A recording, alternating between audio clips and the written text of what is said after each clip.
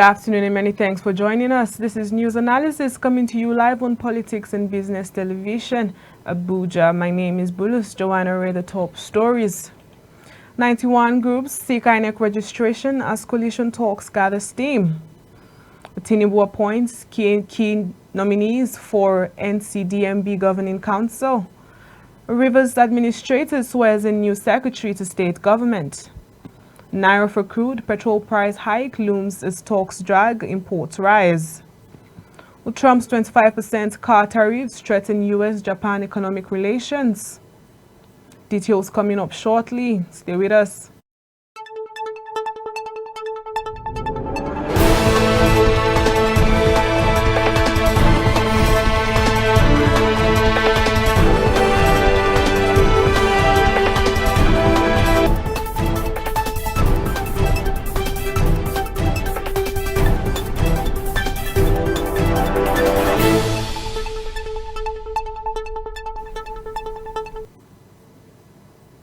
Well, as momentum builds ahead of the 2027 elections, the Independent National Electoral Commission has confirmed it has received 91 applications for the registration of new political parties.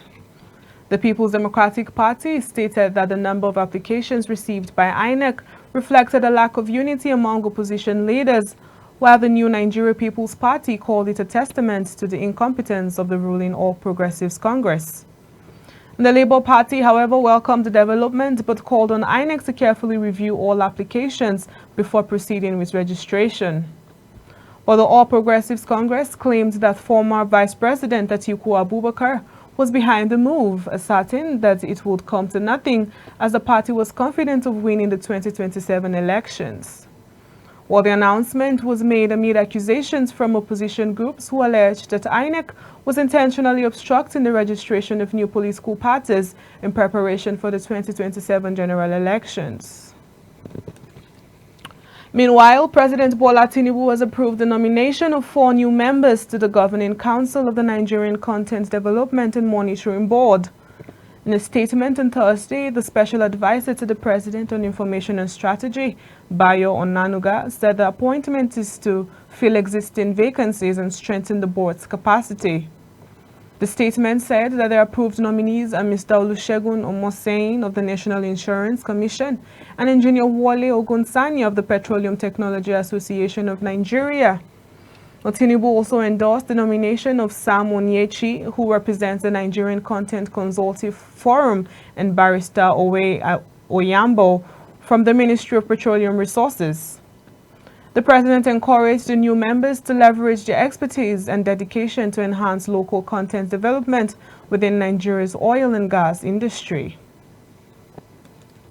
In the meantime, the Administrator of Rivers State, retired Vice Admiral Ibokete Ibaz, has sworn in Professor Ibibia Lucky Warika as the new secretary to the state government, tasking him with the responsibility of leveraging his vast experience to enhance governance in the state. The swearing-in ceremony held on Wednesday evening at the Executive Chambers of Government House, Port Harcourt, marked a significant step in the administrator's efforts to stabilize governance and restore public trust in Rivers State. In his address, retired Vice Admiral Ibas emphasized that Professor Warika's appointment was not just an administrative decision, but a strategic move to reinforce the government's commitment to law, order, and good governance.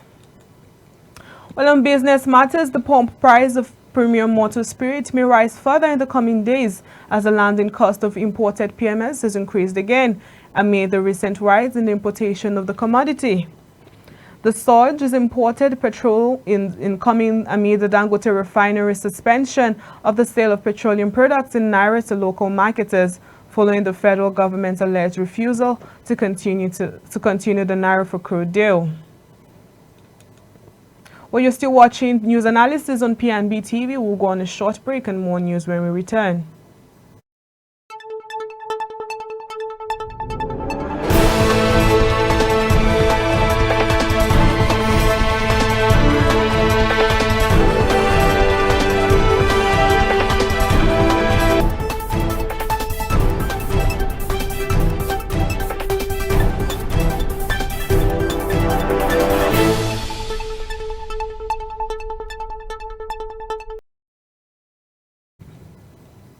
Welcome back, and now to foreign news. Japan's government warned on Thursday of a significant impact on its economic ties with the United States and on global trade after President Donald Trump announced import tariffs on cars. And Tokyo is one of Washington's closest economic and strategic allies, with its firms the biggest investors in the United States and 1 in 10 Japanese jobs tied to the auto sector. Well, Trump announced on Wednesday 25% tariffs on all cars that are not made in the United States, effective from 12 a.m. Eastern Time on April 3rd. The Prime Minister, Shigeru Ishaba, who last month held friendly talks with Trump at the White House, said Japan was reviewing an appropriate response. Well, we'll go on a short break, and when we return, we'll dive into the focus of the day. Stay with us. So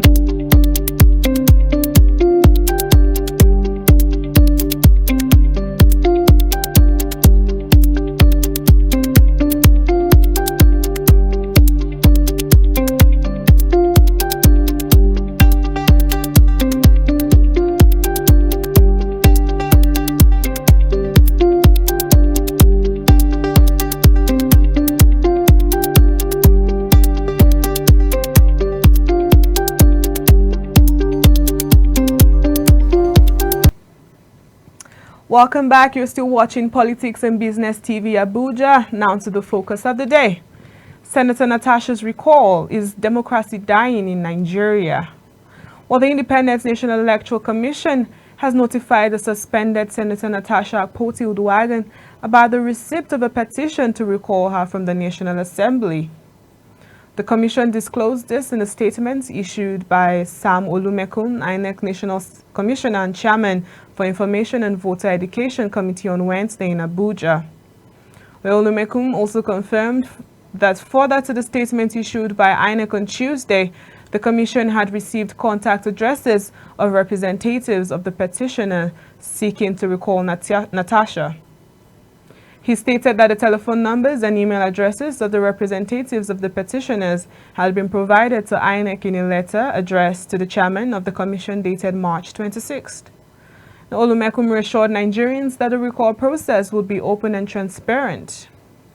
While the News Agency of Nigeria reports that a group of registered voters from Kogi Central Senatorial District had on Monday submitted a petition to INEC urging the Commission to commence the recall process of Akpoti-Uduaghan, senator representing the senatorial district.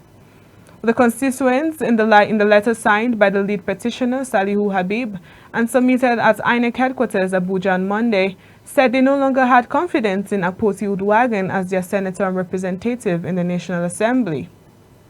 And meanwhile, INEC had on Tuesday confirmed the receipt of the petition, accompanied by 6 bags of documents said to be signatures collected from more than half of the 474,554 registered voters from the senatorial district. Olumekun said in a statement that the figure was said to have spread across 902 polling units in 57 registration areas in the 5 local government areas of Adavi, Ajaokuta, Agori, Magongo, Okehi, and Okene. He assured Nigerians that the Commission would follow its legal framework in treating the recall petition. Olumekun, however, said that the Commission's immediate observation was that the representatives of the petitioners did not provide their contact in the covering letter of the petition. Well, joining us to discuss this very sensitive topic after a short break is Comrade Bitako Umar, a member of the All Progressives Congress. Stay with us.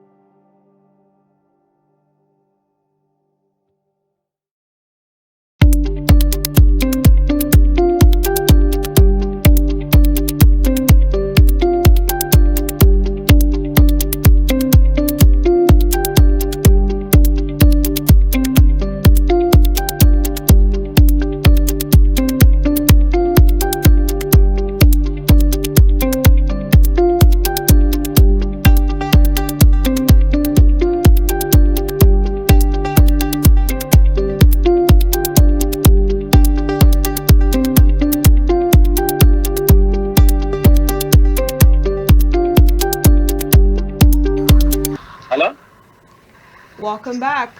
Joining us to discuss this very sensitive topic of Senator Natasha'S recall is Comrade Vitako Umar, a member of the All Progressives Congress. Good afternoon, sir. Good afternoon. Thank you. Good Thank you afternoon, so. Nigeria. Thank you very much for joining us, sir. Thank you. You're welcome. So speaking of Senator Natasha'S recall, can you quickly explain the process of a recall petition in Nigeria? Well, I think I'm not too versatile about it, but the primary issue here is I think there is a mix-up with regard to the call of recall of Senator Natasha. So first of all, to me, it is politically motivated. Politically motivated in the sense that Senator Natasha did not commit any offense or did not go astray with regard to her own constituency, that the constituency have to recall her because to recall a senator, it means that either a senator or an elected member, House of Representatives or House of Assembly, I think there should be a kind of total absence of representation. When once the elected member, either in the House of Assembly or House of Representatives or the Senator, as the case may be, when there is total absence of representation, that will warrant the recall. But in the case of Senator Natasha, I think it was not in existence, it was not found. Natasha had an issue with the Senate President, and the issue, as we speak, is in the court of competent jurisdiction, in which there should be no any issue of recall as far as her constituency is concerned. So for the constituents to now say she is going to be recalled, I think it is not in order and it is politically motivated. That is one observation I may take with regard to that issue.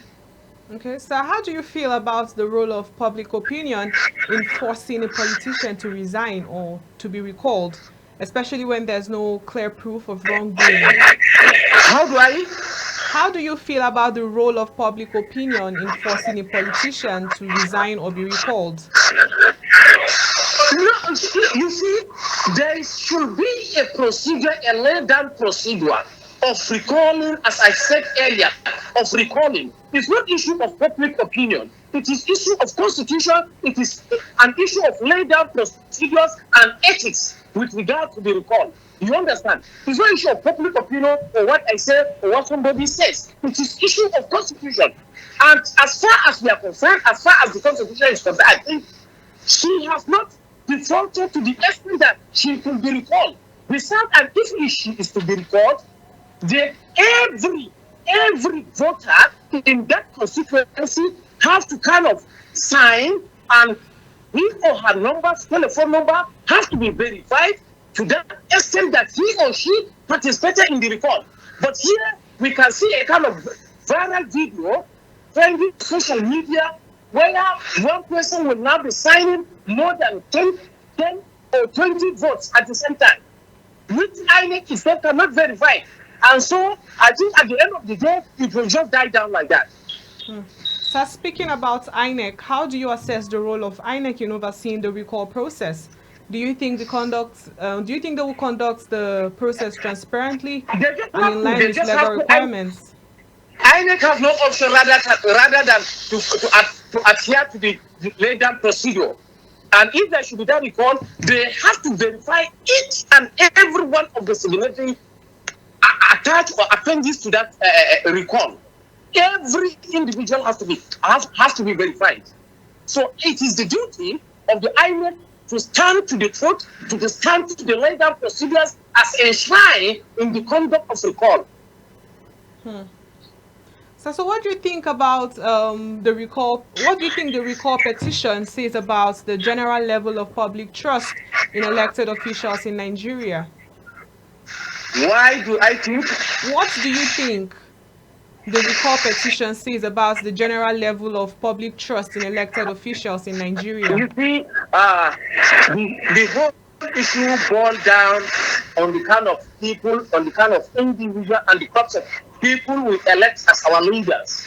Here we see display of incompetence, we see display of immaturity, we see display of poor leadership and regard with the people we elect as our leaders. When you see what is happening at the 10th Assembly now, it is quite embarrassing. You could see where the former Minister of Education, Inspector of Obedience Declaration, and the Senator representing one of the senators representing from Ebonyi insulting one another. You understand? That is quite very embarrassing. It's an embarrassment to the democracy. It is a kind of it's very unfortunate. Within the 25 years of democracy, unallied democracy, or international democracy in Nigeria. So it is very unfortunate and very embarrassing what is happening today in Nigeria when it comes to the elected representatives. They don't display maturity. They don't display efficient and adequate leadership quality. So speaking on how to react to situations, in your opinion, how should Senator Akpoti Uduaghan respond to the petition? First of all, I want to draw your attention to what has been happening in the Senate previously. First of all, we could quote authoritatively where we saw the wife of the present president in person of Senator Remi Tinubu, who was fighting, who turned to be a boxer and a wrestler when she was in the Senate. We see the issue of the present Senate president in person of Senate President Akpabio, who equally kicked against change of sitting. You understand? Yes, These sir. two individuals, as an example, were not suspended based on the misconduct or actions they exhibited at their own time. Why should it be different now that Senator Natasha'S should be recalled just because she argued she argued and she defended her position on why her seat should be changed at the Senate? I think there is bias taking place as far as I'm concerned. Okay. So how do you think she should respond to the petition? Under normal circumstances, she should conduct herself also of maturity. The Senate is set in its own entirety, as well as the Senate Committee on Ethics and Privileges should conduct themselves as leaders who were represented and who are the custodian of and the product of our constitution. You understand? Yes, sir. So everybody, it's not only Senator Natasha, the Senate in its entirety is supposed to display high level of maturity and competence when it comes to issues like this. Well, thank you very much for joining us, sir. Comrade Bitako Umar, we've come to the end of today's discussion. We hope our leaders take notes and Thank do you so much. better. Thank you so much for joining us. Well, Thank you. we've come to the end of today's discussion. My name is Bulus Joanna Ray. Thank you so much for joining us. Do have a nice day.